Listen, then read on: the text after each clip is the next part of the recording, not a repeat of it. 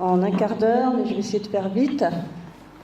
Donc ici, vous avez un arbre décisionnel qui vous montre les options du traitement du rétinoblastome bilatéral.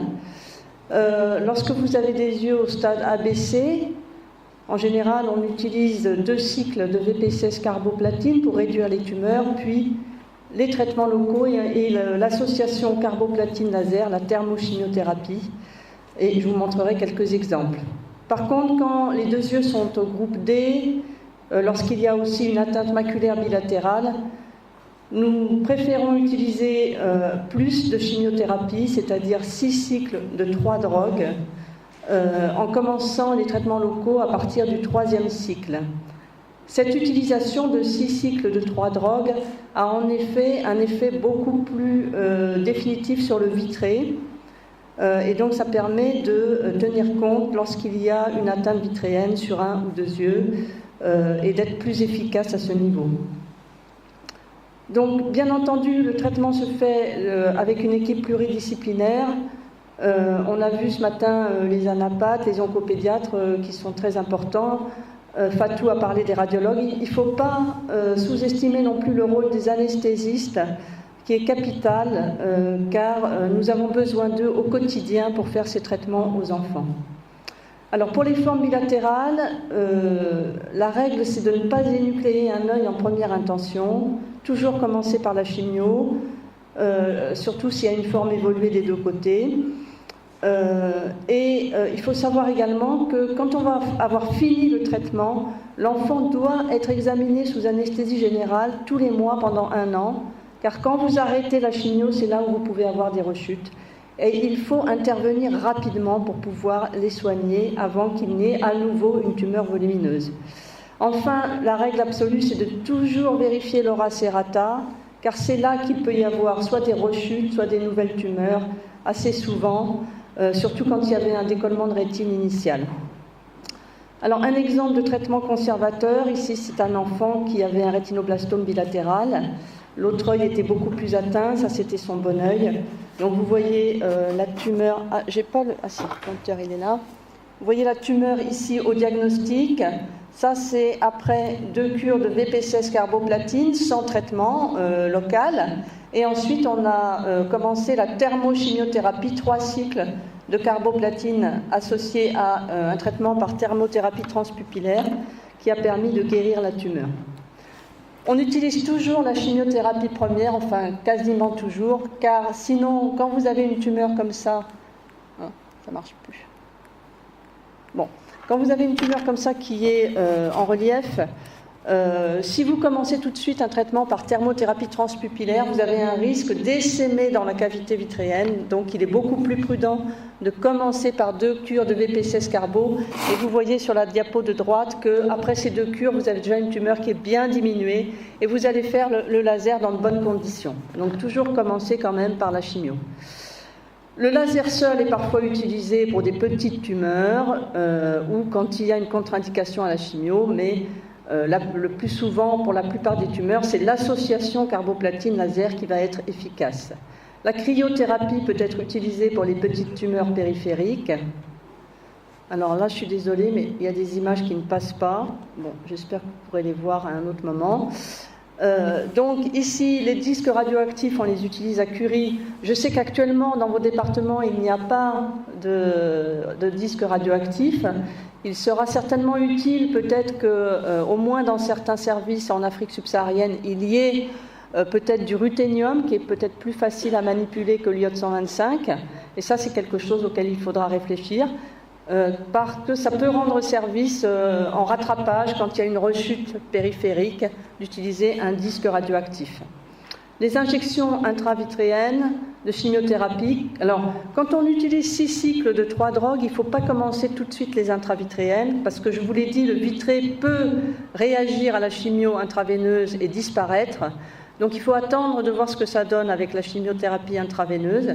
Mais par contre, si ce vitré commence à réévoluer, il faut à ce moment-là intervenir avec la chimio intravitréenne. Alors sur l'image qui a été effacée, là en fait il y avait la ponction de chambre antérieure que l'on utilise pour hypotoniser le globe avant de faire l'injection. Puis on injecte la chimiothérapie à la dose de 20 ou 30 microgrammes par millilitre pour un enfant en fonction de l'âge de l'enfant, à 3 mm du limbe, et ensuite on cryode le point d'injection. Donc en général, quand il y a un essaimage vitréen actif, il faut au moins 3 injections, plutôt entre 3 et 6, et parfois dans les formes très sévères d'essaimage vitréen, jusqu'à 9 injections. Alors ici, je ne sais pas si vous voyez, ici c'est un enfant qui avait été traité et qui a fait une toute petite rechute centrale, comme vous voyez sur la diapositive en bas à gauche. Il y a un petit nodule dans le vitré qui a été traité par des intravitréennes et qui a permis de stabiliser cet œil. Pour résumer, pour les groupes ABCD, chimiothérapie première, puis thermochimiothérapie et traitements locaux. Ces traitements locaux sont assez variés, on vient de les voir: thermothérapie, cryothérapie, curithérapie, injection intravitréenne.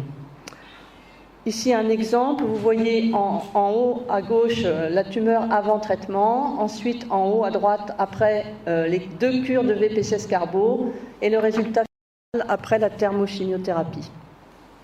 Quand ça a finalement été son bon œil. Donc ne faites jamais l'énucléation tout de suite, il faut d'abord faire la chimio et voir comment ça évolue sous chimiothérapie. Donc ici, encore un exemple, ici un enfant qui avait une forme très évoluée, ça c'est son bon œil avec un groupe D, et l'autre œil était buphtal.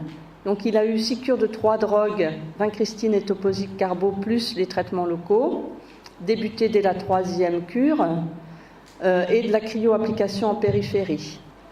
Ensuite, il a été vu tous les mois et cet enfant a fait énormément de rechutes. Il a eu énormément de cryo sur son bon œil, sur l'œil droit, qui était l'œil voyant, avec beaucoup de rechutes en temporale. Et il y a eu une période où il avait pratiquement toutes les 3 semaines une application de cryo sur sa périphérie temporale. Mais il a finalement pu garder son œil. Vous voyez la cicatrice finale ici, et ça c'est son œil gauche.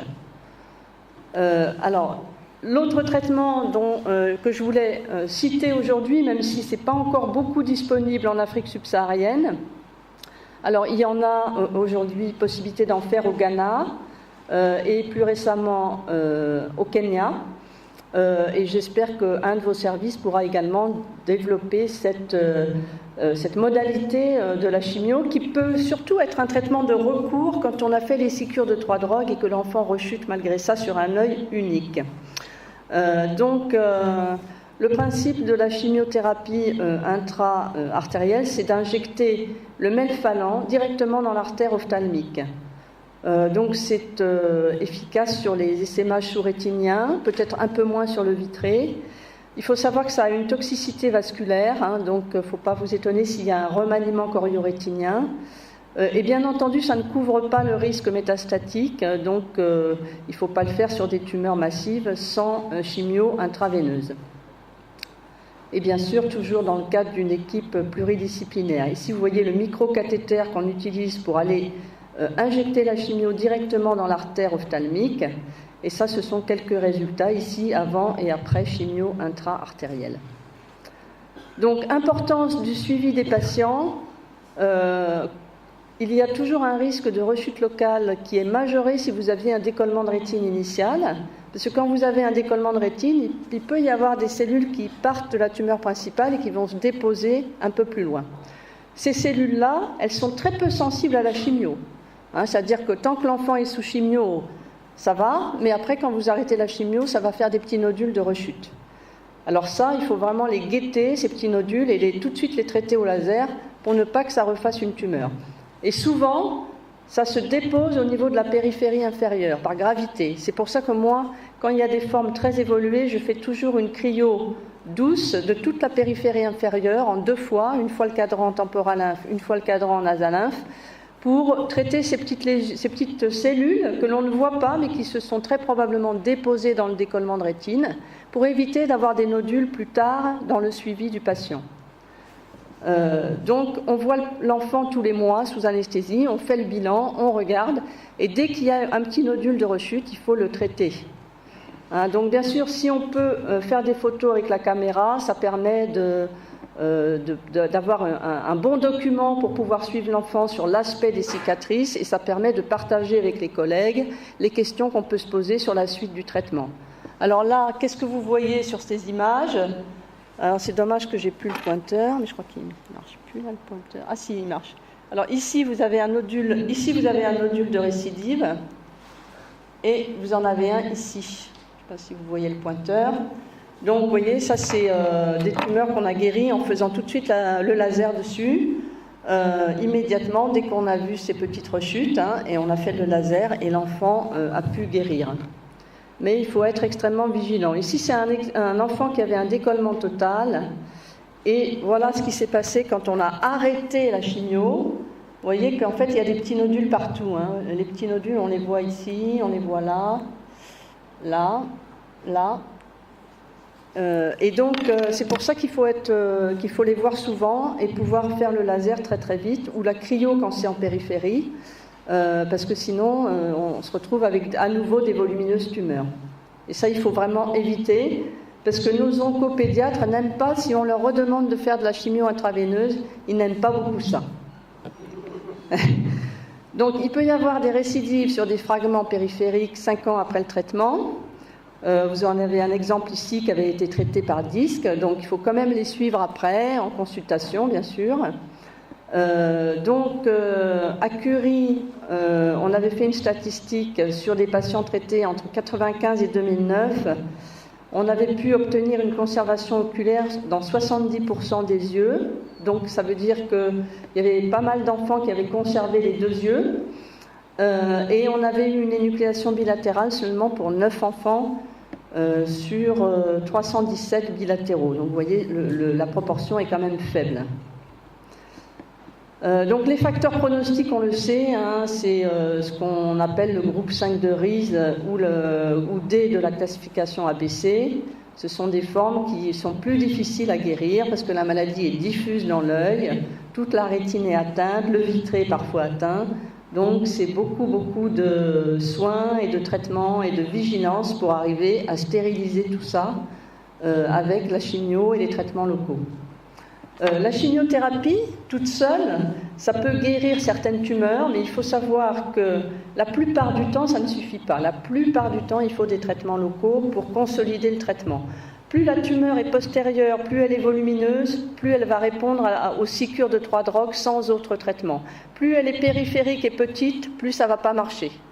C'est pour ça que la plupart du temps, on essaye de faire un traitement local sur toutes les tumeurs que l'on peut voir afin d'éviter qu'il y ait des rechutes à l'arrêt du traitement. C'est important aussi de commencer les traitements locaux au 3e cycle, parce que si vous commencez trop tard, vous allez être complètement débordé par les rechutes au moment de l'arrêt de la chimio et vous n'y arriverez pas. Il faut faire les traitements locaux pendant la chimio, c'est hyper important pour y arriver. Donc la précocité du diagnostic, vous l'avez noté, on ne le dit jamais assez. Pour pouvoir faire ces traitements conservateurs, avec de bonnes chances d'y arriver, il faut absolument qu'il y ait un diagnostic précoce, et j'espère qu'on pourra en reparler, travailler dessus au cours de ces 3 jours. Bon, le dépistage dans les formes familiales, je sais que vous n'en avez pas encore beaucoup aujourd'hui, mais ça viendra, donc là aussi c'est important, le conseil génétique et le dépistage pour éviter d'avoir des formes évoluées. La surveillance des rétinoblastomes unilatéraux énucléés est importante aussi. Dès que vous faites une énucléation sur un enfant de moins de 18 mois, il faut surveiller l'autre œil, en particulier en périphérie, parce que vous pouvez avoir des tumeurs qui apparaissent sur l'autre œil. Une bilatéralisation tardive, ça se voit. Il faut savoir que quand l'enfant a moins de 6 mois, les tumeurs sont souvent développées au niveau du pôle postérieur, parce que c'est cette partie de la rétine qui est en train de grandir. Mais après l'âge de 6 mois, plus ça va, plus ça se développe en périphérie. Et après l'âge de 1 an, c'est à l'ora serrata que ça va se développer. Donc, c'est dire l'importance de bien vérifier l'ora serrata à chaque bilan pour être sûr qu'il n'y a pas un petit nodule. Et bien sûr, il faut que vous ayez la cryode, parce que si vous trouvez un petit nodule à l'ora serrata, pour pouvoir le traiter, il faut la cryode. Donc ça, je vais passer, parce que les cas cliniques, on les reverra, je pense, en petits groupes lors de la session avec les ophtalmologistes. Donc pour aujourd'hui, je vais m'arrêter. et conclure, comme on l'a dit précédemment, le diagnostic précoce de la maladie reste essentiel.